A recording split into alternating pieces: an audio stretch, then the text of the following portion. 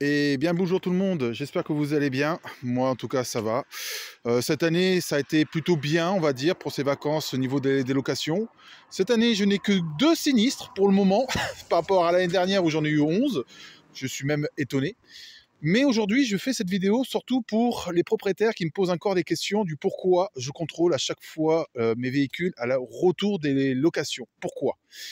Alors moi, je vais vous raconter un peu tous les problèmes, parce que ça fait maintenant 5 ans que je fais de la location, tous les problèmes que j'ai eus à chaque retour de locataire. Bon, je ne vous parle pas des véhicules dégueulasses qu'on récupère à la fin de la location, donc c'est un peu aussi pour ça que je contrôle pour que le locataire suivant ne se récupère pas une poubelle et pour pas se manger aussi une mauvaise évaluation. Donc vous êtes dans l'obligation quand même de nettoyer le véhicule. Mais il y a d'autres problèmes aussi. Donc les autres problèmes que vous allez avoir, les véhicules mal garés au retour du locataire, parce qu'il faut savoir une chose, c'est qu'une fois que le locataire termine sa location, il verrouille le véhicule, mais après ça, les amendes que vous allez choper, etc.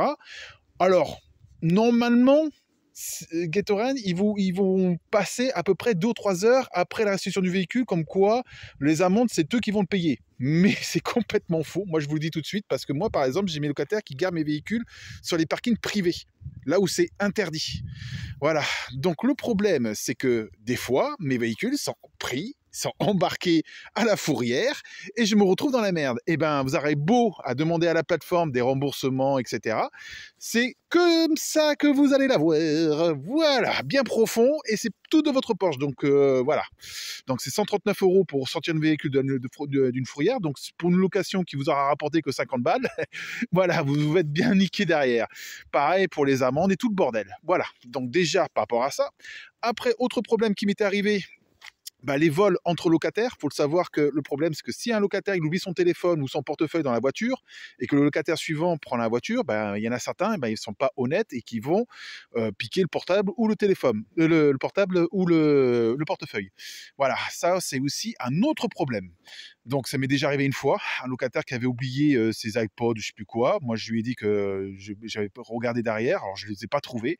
Et apparemment, bah, c'est entre 2 locations il les a perdus et que malheureusement, soit il m'accusait à moi d'avoir volé les iPods. Moi je m'en battais les couilles parce que je j'ai pas des iPods et soit, ben, il accusait le locataire suivant qui lui avait volé, soi-disant. Voilà.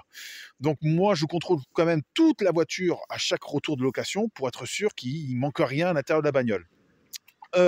Autre problème que vous risquez d'avoir aussi avec les retours des locataires qui oublient de fermer les fenêtres, comme par exemple aujourd'hui il flotte, bah, il suffit qu'un locataire laisse, comme moi ça m'est déjà arrivé, bah, le côté conducteur grand ouvert. Moi le problème c'est que quand les véhicules sont revenus le soir, bah, ils reviennent le soir après 20 h, bah, moi j'ai pas le temps d'aller contrôler les voitures parce que moi je travaille de nuit, donc je peux le contrôler que le lendemain. Et ben quand la voiture passe toute la nuit avec la flotte à l'intérieur à tomber, et ben il y a tout le côté gauche, donc vous savez sur les scéniques il y a des genres de tissus, ben, il est imbibé d'eau, et ben la colle ben, se décolle et tout le tableau de bord il est foutu. Ben, tout le côté gauche de la portière bah, conducteur, bah, il est mort. Voilà. Et ben ça, le problème, c'est que c'est pas remboursé par Gatorade. J'ai déclaré moi la fois où ça m'est arrivé à la plateforme. Ben encore une fois, comme ça, voilà, dans ton cul. Et ouais, parce que c'est pas un sinistre. Quand le locataire a rendu le véhicule, ben il a rendu le véhicule nickel, mais il a pas rendu avec, il a oublié de fermer les fenêtres. Le problème, c'est que moi je l'ai eu dans le cul. Voilà, donc ça aussi, c'est des problèmes que des retours de location qui peuvent vous arriver ou dans lequel ben, les locataires vont oublier de fermer les fenêtres. Ah, c'est pareil aussi pour les feux des fois. Bon, maintenant les voitures en général, au bout de 5-10 minutes, les feux s'éteignent. Mais il y a encore des modèles où dans lequel bah, les feux restent allumés. Donc vous vous retrouvez avec le lendemain bah, plus de batterie. Voilà, c'est plein de petits problèmes comme ça que malheureusement, à part aussi du sinistre non déclaré, parce que ça aussi, il y en a encore beaucoup. Moi, je pense qu'il y a environ 70% des sinistres que mes locataires n'ont pas déclarés, 70%.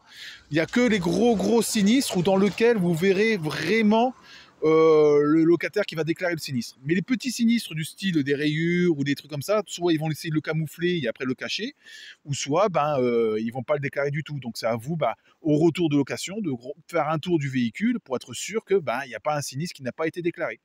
Voilà, donc je sais qu'il y a d'autres propriétaires qui ont d'autres problèmes et qui ont eu d'autres problèmes. Bon, j'imagine que vous allez l'écrire dans les commentaires et qu'ils ont eu d'autres soucis par rapport au retour de locataires.